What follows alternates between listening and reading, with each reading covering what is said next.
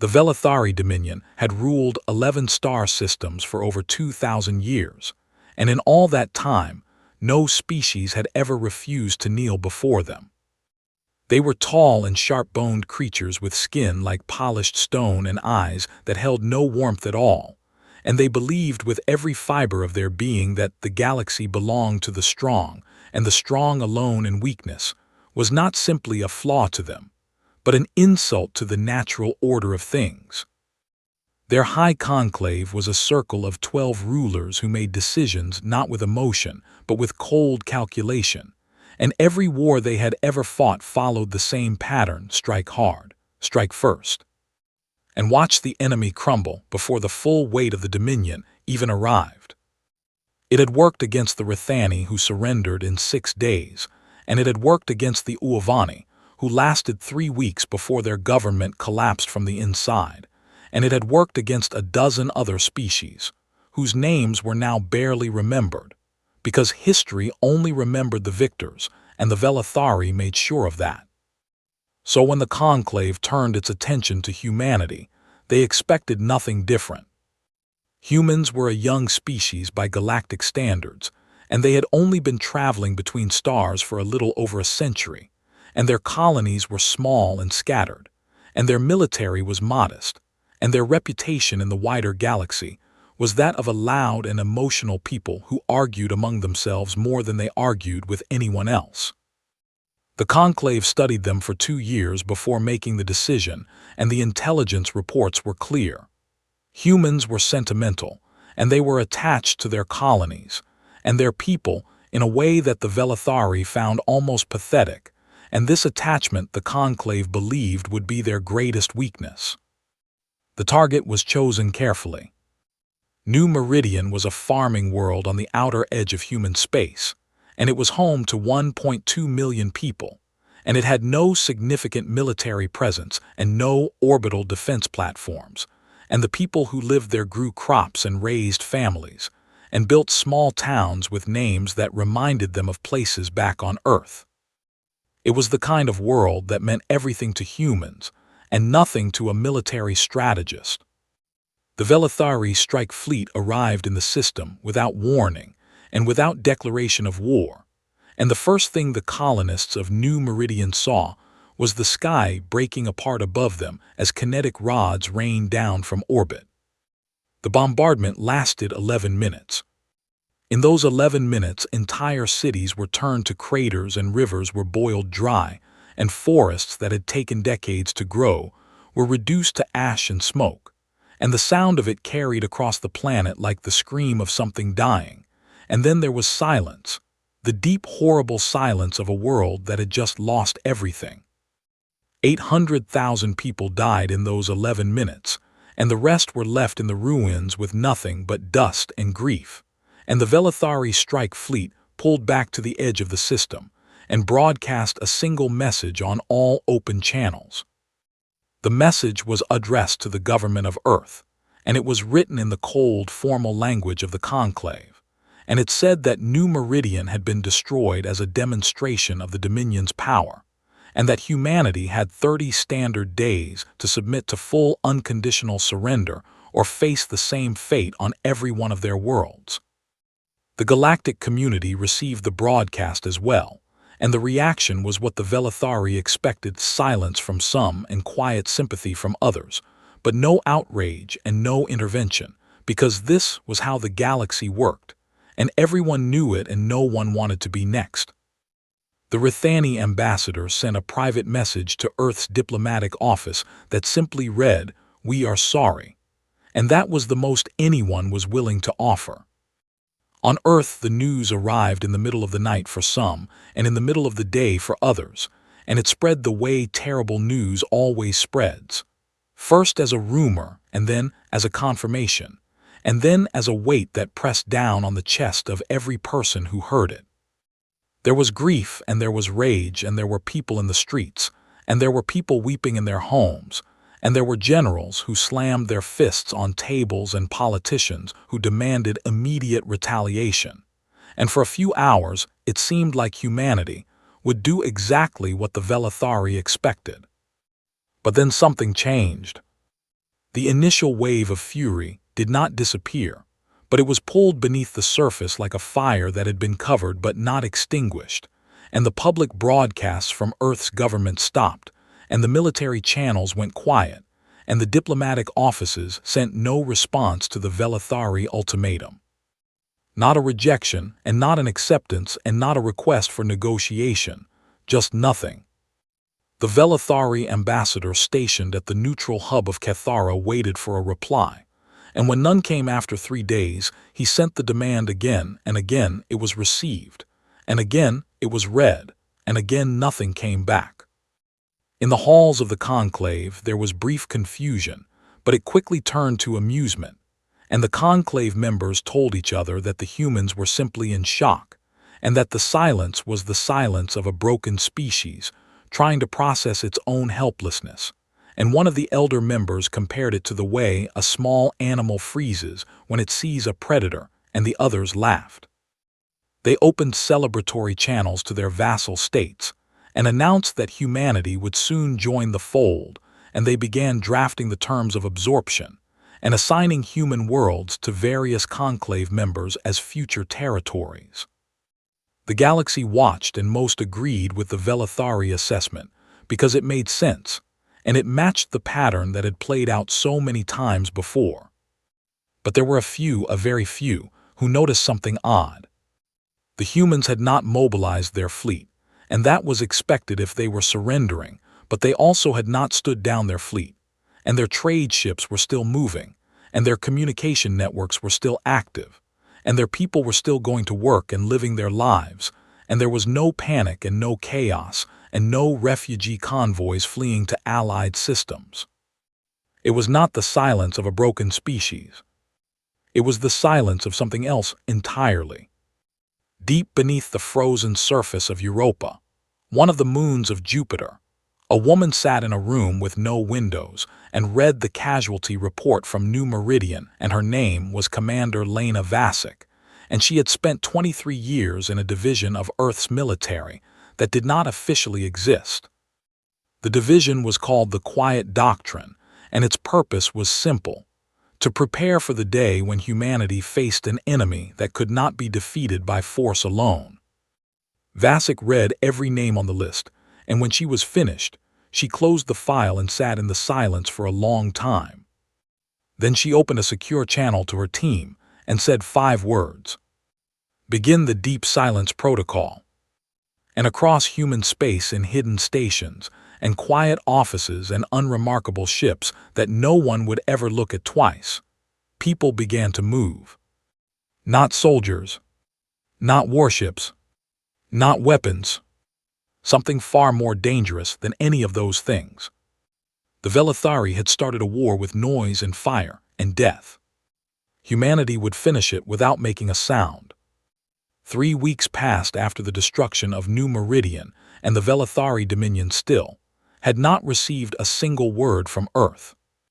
Not a plea and not a threat, and not even an acknowledgement that the ultimatum had been received, and the 30-day deadline came and went like a stone dropping into water, and the galaxy held its breath waiting for the second strike. But no second strike came because the conclave had not planned for silence. Every species they had ever crushed had responded in one of 2 ways. They either fought back or they surrendered, and both responses were useful because aggression gave the Dominion a reason to escalate, and submission gave them a reason to absorb, and the machine of conquest needed one of those 2 inputs to keep turning. Silence was not an input the machine understood. The conclave met and debated, and some members argued that the humans should be struck again immediately, and others argued that patience was wiser because a second strike without a formal rejection of terms could look like cruelty rather than strategy, and in the galactic political theater appearances still mattered even to the Velithari. So they waited, and they watched, and they sent their intelligence ships to observe human space from a distance, and what those ships reported back confused everyone who read the reports. Human military vessels had not formed into battle groups, and there were no signs of weapons production ramping up, and the shipyards were not building warships at an accelerated pace, and the colonies were not fortifying their orbital positions, and the civilian population was not being evacuated from border worlds. But the humans were also not surrendering. Their economy was still running, and their people were still communicating, and their government was still functioning, and there was a strange calm over all of it that the Velithari analysts could not explain, and one analyst wrote in her report that it was like watching a creature that had been stabbed but refused to bleed. Commander Lena Vasic read that intercepted analyst report in her facility beneath Europa, and she allowed herself the smallest flicker of satisfaction, because the confusion was the point. The quiet doctrine had been designed over decades by people who understood one fundamental truth about power: that the most dangerous weapon in the universe was not a bomb or a fleet or a planet killer but information, and the most dangerous form of information was the kind your enemy did not know you had. Vasic's team was not large, but it was extraordinary, and it was made up of people whose skills had nothing to do with combat and everything to do with understanding. There were linguists who had spent years learning to speak Velithari not just fluently, but natively, understanding the rhythms and the cultural weight behind every word and the subtle differences between what the Velithari said and what they meant. There were engineers who specialized in communication systems and could map the architecture of an alien network the way a surgeon maps the veins of a heart. There were psychologists who studied the Velithari social structure and understood the pressure points, the places where loyalty was thin and resentment was deep and fear was hidden behind obedience. There were economists who could read a supply chain the way a musician reads a sheet of music, and who could identify the single node whose failure would cascade through the entire system. And there were the ghosts, the operatives who moved through space in ships so small and so quiet that they were indistinguishable from the drifting debris that floated between stars. In the weeks after New Meridian, the ghosts had launched hundreds of microprobes into Velithari space, and these probes were not weapons, and they carried no explosives, and they broadcast no signals, and they simply drifted and listened and watched, and every scrap of data they collected was relayed back to Europa through a network so layered and so indirect that tracing it would have been like trying to follow a single raindrop back to the cloud it came from. Vasic sat in her room and the data poured in, and she organized it and studied it and shared it with her team, and slowly, piece by piece, a picture of the Velithari Dominion began to form. Not the picture the Dominion showed to the galaxy, the image of strength and unity and unbreakable power, but the real picture underneath. And the real picture was full of cracks. The Dominion's 11 star systems were not equal partners in a shared empire, but a hierarchy of exploitation, where the core worlds took from the outer worlds, and the outer worlds took from the vassal species, and the vassal species had nothing left to give, and every layer resented the layer above it. The military was powerful, but it depended on a supply chain that ran through 3 critical systems, and those systems depended on fuel refineries that were old and poorly maintained, because the Conclave had been spending its budget on warships instead of infrastructure for decades. The Conclave itself was not the unified front it appeared to be, and there were factions and grudges and secret alliances, and 2 of the 12 members had been quietly building personal power bases in case the Dominion ever showed weakness. And the communication network, the vast encrypted web that held the entire Dominion together, had been built on a protocol that was over 300 years old and had never been seriously updated because the Velithari had never faced an enemy sophisticated enough to threaten it. Vasic mapped all of this, and she did not rush because rushing was the enemy of precision and precision was everything. She assigned teams to each vulnerability, and she gave them time to study and plan, and she told them the same thing she told everyone who worked for the quiet doctrine. We are not going to break them, and we are not going to beat them, and we are going to make them break themselves. Her second in command was a man named Darren Cho, who had spent 15 years as a diplomatic attaché in alien courts, and who understood the politics of non-human species better than almost anyone alive, and he asked Vasek once during those early weeks whether she felt any urgency, whether the weight of 800,000 dead pushed her to move faster. And Vasek had looked at him with those calm, steady eyes and said, "Every single one of those names is carved into my mind, and I carry them with me every hour of every day. And that is exactly why I will not rush this, because rushing means mistakes, and mistakes mean we lose. And if we lose, then those people died for nothing, and I will not allow that." Cho never asked again. Meanwhile, the Velithari grew bolder in their confidence, and the Conclave began broadcasting propaganda across the galactic networks, mocking humanity's silence and calling them cowards, and comparing them to herd animals that freeze in the open when they have nowhere to run. The vassal species watched these broadcasts, and some of them laughed along because that was what was expected, but others watched in quiet fascination, because they had been conquered by the Velithari, and they knew what Velithari arrogance looked like, and they also knew that arrogance was the first step toward blindness. A Rithani diplomat said something in private that would later become famous across the galaxy. When a predator roars, it is because it wants you to be afraid, but when a predator goes silent, it is because it no longer needs you to be afraid. No one in the Conclave heard that warning. And deep beneath the ice of Europa, the commander and her team continued their work, patient and invisible, and utterly without mercy in their precision. The probes kept drifting, the data kept flowing, and the silence kept growing. Not the silence of defeat, the silence of something that was about to begin. 3 months after the destruction of New Meridian, the Velithari Dominion began to rot from the inside, and the terrible beauty of it was that no one could see the hand that was doing it. The first sign appeared on Verath Kal, a large agricultural world in the Dominion's second ring that produced nearly a third of the grain supply for the core systems, and it was a humid planet covered in vast fields of a golden crop called the Vari that grew in dense rows as tall as a man, and the Velithari had been farming it for centuries without any significant problems. Then the blight came. It started in the southern hemisphere, a dark fungal growth that spread across the Vari stalks like ink spilling through water, and within 2 weeks it had consumed 40% of the southern crop, and it was moving north, and the agricultural scientists on Verath Kal scrambled to identify the source, and what they found confused them.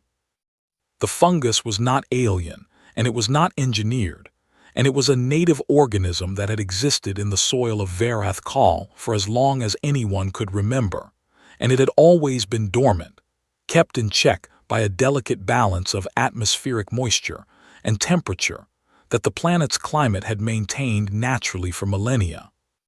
But something had shifted. The moisture levels in the lower atmosphere had changed by a fraction of a percent, so small that no monitoring system had flagged it, and so subtle that it took weeks of analysis to even detect it. And that tiny shift had been just enough to wake the fungus from its long sleep. The scientists reported their findings to the Conclave, and the Conclave dismissed it as a natural anomaly, because planets had weather patterns and weather patterns changed, and there was nothing suspicious about a bad season. They did not know that 6 weeks earlier a series of microprobes, no larger than grains of sand, had settled into the upper atmosphere of Verath Kal and released a compound so precisely calibrated that it altered the moisture cycle by exactly the amount needed to trigger the dormant fungus, and nothing more. The compound dissolved within hours and left no trace, and the probes themselves burned up in the atmosphere like specks of dust, and no one would ever find them because there was nothing left to find. On Europa, Commander Vasek received the report that the blight had taken hold, and she marked it on her board and moved to the next objective. The next objective was the communication network. The Velithari military relied on an encrypted relay system that connected every fleet and every station and every outpost across all 11 systems, and it was the nervous system of the Dominion, and without it the fleets were blind, and the commanders were deaf, and the entire military structure would collapse into isolated fragments. Breaking the network would have been obvious, and the Velithari would have traced it back to an external attack immediately, so Vasek's team did not break it. They simply made it unreliable. The engineers on her team had spent weeks mapping every relay node and every encryption handshake and every routing protocol, and they had found what they were looking for, a timing vulnerability in HFY. The system synchronized across long distances. By introducing microsecond delays at specific relay points, delays so small that they fell within the system's normal tolerance range, they could cause messages to arrive slightly out of order and navigation coordinates to drift by fractions of a degree and fleet synchronization to slip by just enough to matter. A convoy that was supposed to rendezvous at a specific point in space would arrive to find empty coordinates and would have to spend hours recalculating, and a supply shipment that was supposed to reach a station on Tuesday would arrive on Thursday, and a battle group that was supposed to move in formation would find its ships drifting apart by kilometers over the course of a day. None of these failures were catastrophic on their own, and each one looked like a routine glitch, the kind of thing that happened in any large system, and the technicians filed reports and ran diagnostics and found nothing wrong because there was nothing wrong with the hardware, and the software was functioning within its parameters. The problem was in the timing, and the timing was being manipulated from outside by signals so faint and so carefully disguised that they were indistinguishable from background cosmic radiation. The Velithari military began to slow down, and it did not know why. Then came the leaks. Every empire has secrets, and the Velithari Dominion had more than most, and the deepest of those secrets was the systematic exploitation of its vassal species. The Rithani and the Uavani and the Kelvathi and several others who had been absorbed over the centuries and forced to serve the Dominion's needs. The Conclave had always maintained the fiction that the vassal species were partners in a shared civilization, but the internal documents told a different story, a story of resource extraction and forced labor quotas and cultural suppression, and the deliberate undermining of vassal economies to keep them dependent. These documents were stored on secure servers deep within Conclave facilities, and they should have been impossible to access from the outside, and Vasek's team never touched those servers. Instead, they found something better. Over the centuries, various Velithari officials had made copies of sensitive documents for their own purposes, blackmail material and insurance policies and evidence to be used in internal power struggles. And these copies had been stored on personal devices and private networks that were far less secure than the Conclave's vaults.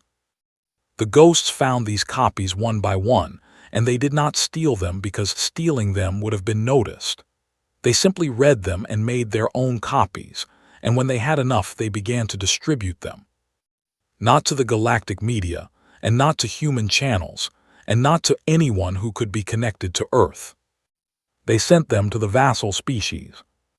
The documents arrived on Rithani networks and Uavani information boards and Kelvathi private channels, and they arrived in the native languages of those species, and they arrived without commentary or explanation, because the truth did not need commentary.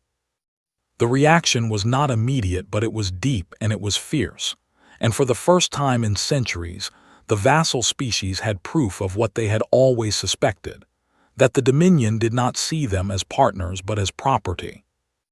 The Rithani government issued a formal protest to the Conclave, and the Conclave denied the documents were real, and the Rithani said nothing more, but they quietly began pulling their workers from Dominion construction projects.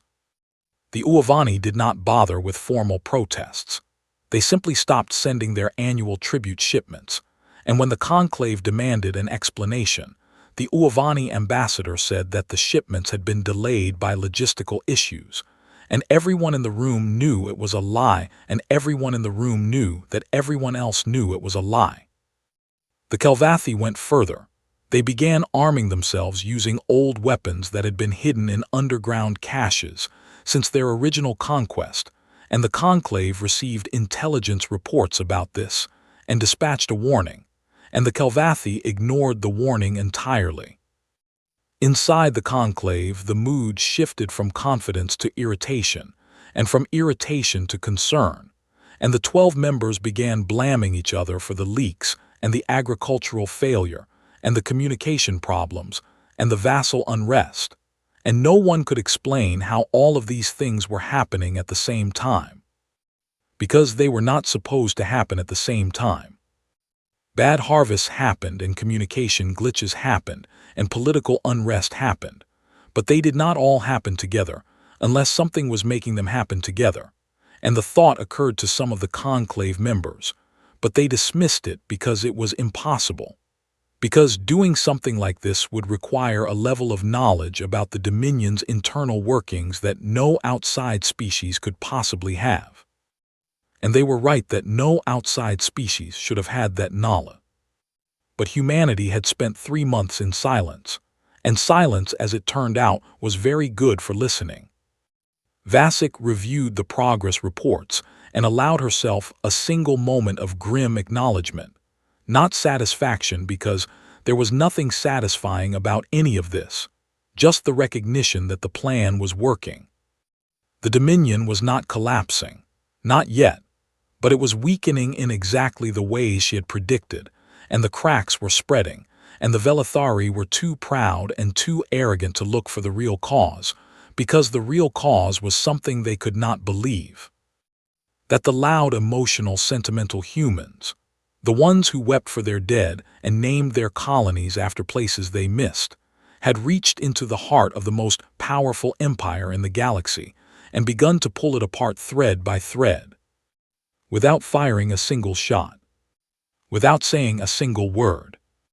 6 months after the bombardment of New Meridian, the Velithari Dominion looked like a building that had been hollowed out from within, still standing and still imposing from the outside, but filled with nothing but cracks and dust, and the growing sound of its own weight pressing down on a foundation that could no longer hold it. The Conclave had shrunk from 12 to 9.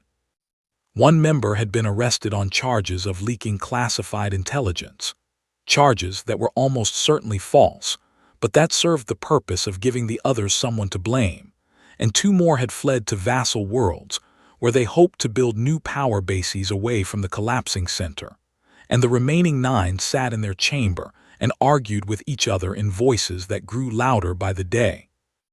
The vassal species were no longer pretending to cooperate. The Rithani had formally withdrawn their labor force from all Dominion projects, and their ambassador had delivered a speech to the Galactic Assembly that stopped just short of declaring independence, and the words were careful and diplomatic, but the meaning was clear. The Rithani were done.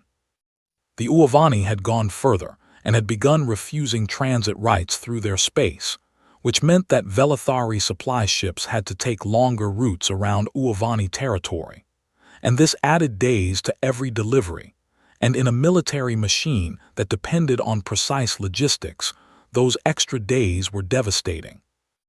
The Kelvathi had armed themselves openly now, and their defense grid, which was supposed to be minimal and controlled by Dominion overseers, had been upgraded with technology that the Velithari recognized with a shock as their own classified designs. Someone had given the Kelvathi the blueprints for Velithari shield generators and weapons platforms, and the Conclave demanded to know how this had happened and launched an internal investigation. And the investigation found nothing because the blueprints had been taken from the personal archives of a retired Velithari admiral who had kept copies as a trophy, and whose private network security had been quietly bypassed months ago by a ghost operative who had never set foot on Velithari soil. The military was still the most powerful force in the sector, but it was struggling to function, and convoys were late, and fuel reserves were lower than they should have been, and replacement parts for critical systems were stuck in transit somewhere, and no one could quite explain where. Morale was falling, and this was something the Conclave had never worried about before because Velithari soldiers were trained to be obedient and disciplined, and loyal to the Dominion above all else. But obedience depends on trust, and trust depends on the belief that the people giving orders know what they are doing. And it was becoming clear to everyone, from the highest-ranking fleet commander to the lowest-ranking maintenance technician, that the people giving orders did not know what they were doing. Then the letters began to arrive. They came to the families of Velithari soldiers, not to the soldiers themselves, but to their parents and their partners and their children. And they arrived through civilian communication channels in plain, unencrypted text, and they were written in perfect Velithari. Not the formal Velithari of government documents, but the everyday Velithari that people used in their homes and with their loved ones, warm and natural and deeply personal. The letters were from the families of New Meridian. Each letter introduced a person who had died in the bombardment, and not as a number or a statistic, but as a living being with a name and a history and a place in the world. One letter was from a woman named Sarah Okonkwo, and it described her daughter Amara, who had been 7 years old, and who had loved drawing pictures of the alien birds that lived near their farm, and who had just learned to ride a bicycle, and who had been standing in the kitchen eating breakfast when the sky turned to fire. Another was from a man named Yusuf Haddad, and it described his wife Noor, who had been a teacher, and who had spent her evenings writing letters to her students' parents telling them how proud they should be, and who had died in the schoolroom where she had taught for 11 years. Another was from an elderly woman named Mei Chen, and it described her son David, who had been an engineer and who had come to New Meridian because he believed in building something new, and who had spent his last weekend alive planting trees along the river because he wanted the colony to feel like home. The letters did not accuse, and they did not threaten, and they did not demand justice or revenge, and they did not ask for anything at all. They simply said, "This is who you killed and this is who they were." And they ended with the same line every time, "We wanted you to know their name." The letters were not written by Commander Vasic or her team. They were written by the actual families of the actual dead, and Vasic had simply asked them if they wanted to speak and given them the means to do so. And the families had written their letters with their own hands and their own words and their own grief. This was the part of the operation that Vasic had known would be the most powerful and the most painful because it was not a strategy and it was not a manipulation. It was the truth delivered without armor. The effect on the Velithari public was something no one had predicted, not even Vasic. Velithari culture was built on the idea that conquered species were inferior, and that their lives held less value, and this belief was not something most Velithari thought about consciously. It was simply the water they swam in and the air they breathed, and it had been reinforced by centuries of propaganda and distance. The letters destroyed that distance. For the first time, Velithari families sat in their homes and read about the people their empire had killed, and the people were not abstractions or statistics or faceless enemies. They were mothers and teachers and engineers and children who drew pictures of birds, and the letters were written in the Velithari language, which made them feel close and personal and impossible to dismiss as foreign propaganda. The Conclave tried to suppress the letters, but there were too many, and they had arrived on too many devices, and trying to block them only drew more attention to them. And within days, the letters were being shared and discussed on every civilian network in the Dominion. Soldiers began to ask questions, not publicly and not in ways that could be punished, but quietly among themselves in barracks and on ships, and in the spaces between orders, and the questions were simple. Who were those people, and why did we kill them, and what exactly did we gain? Some soldiers requested reassignment from offensive units, and some filed medical leave, and some simply did their jobs with a heaviness that had not been there before, and the military did not collapse but something shifted inside it. A crack in the foundation that no amount of discipline could repair. A warship captain named Voreth Tain did something that no Velithari officer had done in living memory. He opened an unencrypted broadcast on a public channel and said that the attack on New Meridian had been a crime, and that the Conclave had led the Dominion into a war that served no one's interests, and that the time for silence was over. He was arrested within the hour, but his broadcast had already reached millions and it could not be unheard, and in the streets of Velithari cities people whispered his name, and some called him a traitor, and others called him brave, and the fact that there was disagreement at all was something the Conclave found terrifying, because the Conclave did not know how to govern a population that disagreed. The Conclave held an emergency session and sent a second demand for surrender to Earth, this time with sharper language and darker threats. And the message was transmitted, and it was received, and it was read. And once again the humans said nothing. The silence on Earth's end was maddening, and the Conclave could not understand it, and some of them were beginning to suspect that something was very wrong, that the silence was not the silence of a broken species, but the silence of something deliberate. But they could not prove it because every problem they faced looked internal, and every failure looked like their own fault. And that was the cruelest part of Vasik's design. She had not attacked the Dominion from the outside, but had simply found the fractures that were already there, and applied the smallest possible pressure in exactly the right places, and let the Dominion tear itself apart with its own weight. She sat in her room beneath the ice of Europa and read the letters that the families of New Meridian had written, and for the first time in the entire operation, she allowed herself to weep, not for the strategy and not for the mission, but for the people whose words she had carried into the heart of the enemy. Darren Cho found her afterward and said nothing, and simply stood beside her, and after a long time she wiped her eyes and straightened her back and said, "The last phase begins now." And Cho nodded because he knew what that meant. The Dominion was cracking. It was time to let it fall. 9 months after the fire fell on New Meridian, the Velithari Dominion was a shadow wearing the shape of an empire. The vassal species had broken away, not in a single dramatic act of rebellion, but in a slow, steady withdrawal that the Conclave had been powerless to stop, because stopping it would have required a military response, and the military could barely coordinate a supply convoy, let alone a multi-system suppression campaign.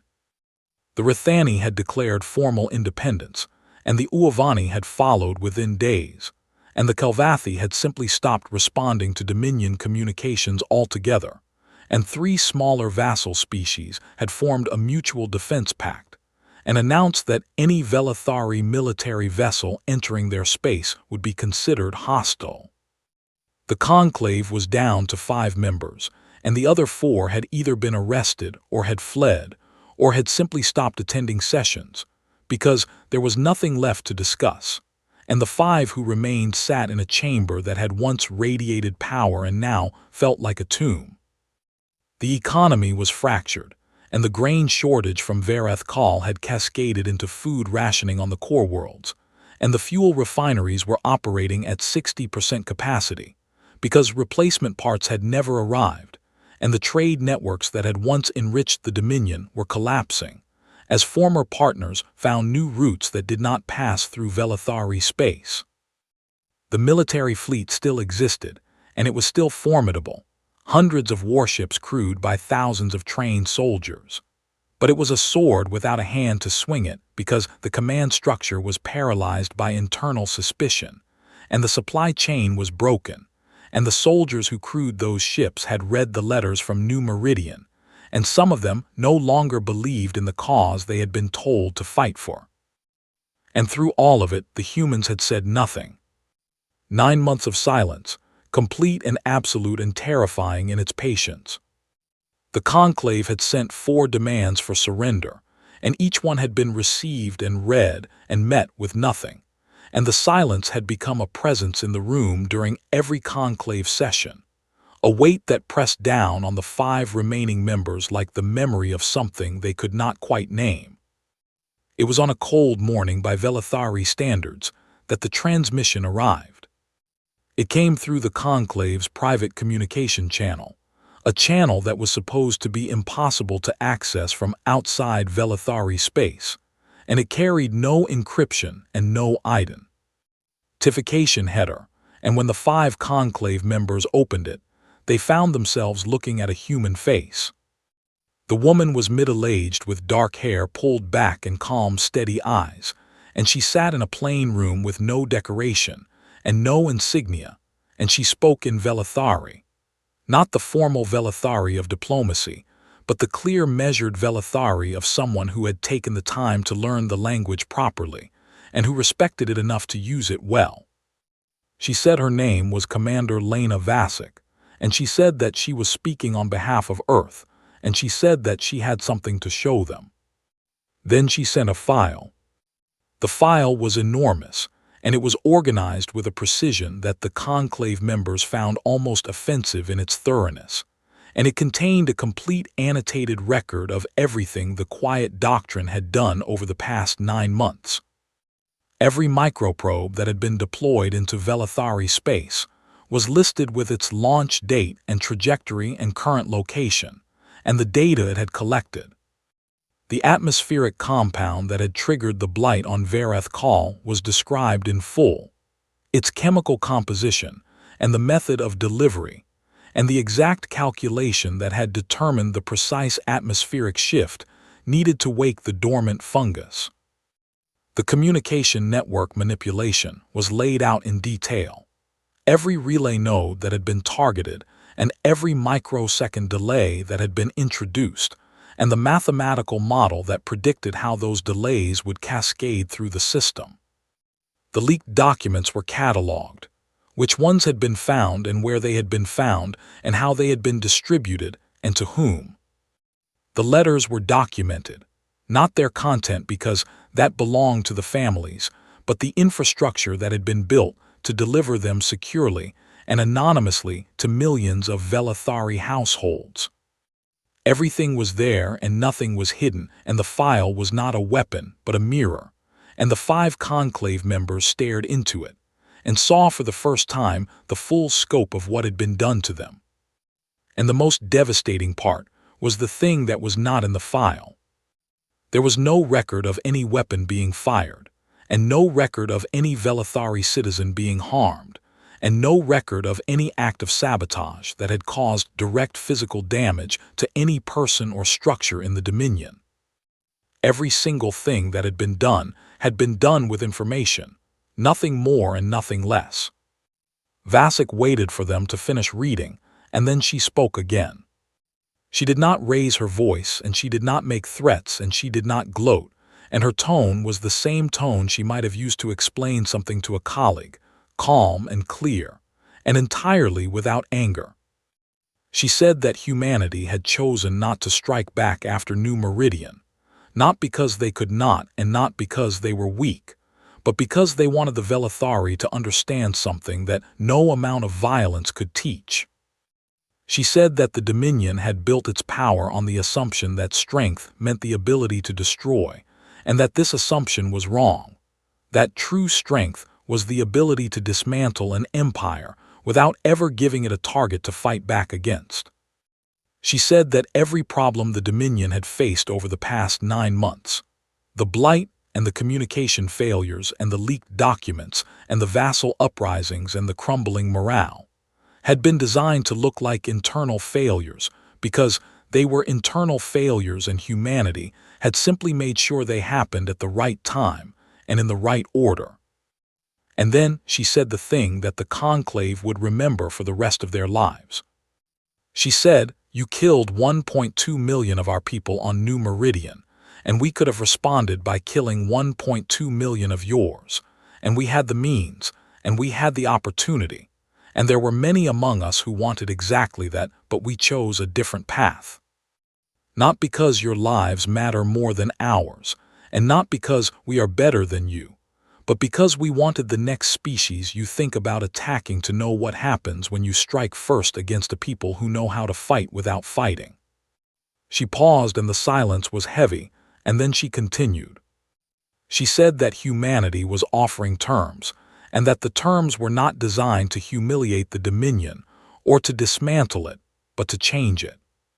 The terms were these: full financial reparations for the families of New Meridian to be paid over 20 years from the Dominion's military budget, and a formal public acknowledgement that the attack on New Meridian was an unprovoked act of aggression, and an open-source peace charter to be co-written and co-signed by the Dominion and all of its former vassal species, and independent oversight of the Dominion's military activities for a period of 10 years, and the establishment of a galactic conflict resolution body that any species could appeal to before resorting to force. There was no demand for territory, and no demand for political control, and no demand for the dissolution of the conclave, and no demand for punishment of individual leaders. The terms were firm, but they were fair, and they were designed not to crush the Velithari, but to give them a way forward that did not require them to be what they had always been. Vasic said that the terms were not negotiable, but that the method of implementation was, and that humanity was willing to work with the conclave to ensure that the transition was stable and orderly. Then she stopped speaking and waited. The 5 conclave members looked at each other, and there was a long silence, a different kind of silence from the one humanity had maintained for 9 months. This was the silence of people who had finally run out of ways to pretend they were still in control. One of them, the eldest, spoke first and said simply, "We accept." And that was how the war ended. Not with a battle, and not with a surrender ceremony, and not with a treaty signed on the deck of a warship, but with a quiet conversation between 5 broken leaders and a woman who had spent 9 months dismantling their empire with nothing but patience and knowledge, and an absolute refusal to become the thing she was fighting against. The galactic community watched the aftermath unfold with a mixture of awe and unease, and the other empires, the ones who had watched New Meridian burn and said nothing, now looked at humanity differently. They did not look at them with fear, exactly, although there was some of that, and they did not look at them with admiration, exactly, although there was some of that too. They looked at them with the cautious, respectful silence of beings who had just realized that the loud, emotional, sentimental species, the ones who named their colonies after places they missed and wrote letters to the families of their enemies, were capable of something that no other species in the galaxy had ever demonstrated: the ability to win a war without ever letting the enemy hear them coming. On the rebuilt grounds of New Meridian, where the craters had been filled, and the rivers had begun to flow again, and new trees were growing in the soil that had been ash, the colonists built a memorial. It was not a statue of a general or a monument to military victory, and it did not bear any symbol of power or conquest. It was a simple wall of dark stone, and on it were carved the names of every person who had died, all 800,000 of them, and the wall stretched for over a kilometer, and people came from across human space to walk beside it and to read the names and to remember. At the base of the wall, there was a single line carved in letters large enough to read from a distance. It said, "They struck first, we answered with who we are." And above New Meridian, the sky was clear and quiet and full of stars, and somewhere out in the vast silence between those stars, the galaxy turned, and empires rose and fell, and species were born and died. And through all of it, the humans kept doing what they had always done. They remembered their dead, and they built new things in the places where old things had been broken, and they carried their grief not as a weakness, but as a compass that pointed them towards something better. And when the darkness came, as it always did, they did not answer it with more darkness. They answered it with silence. And the silence was enough.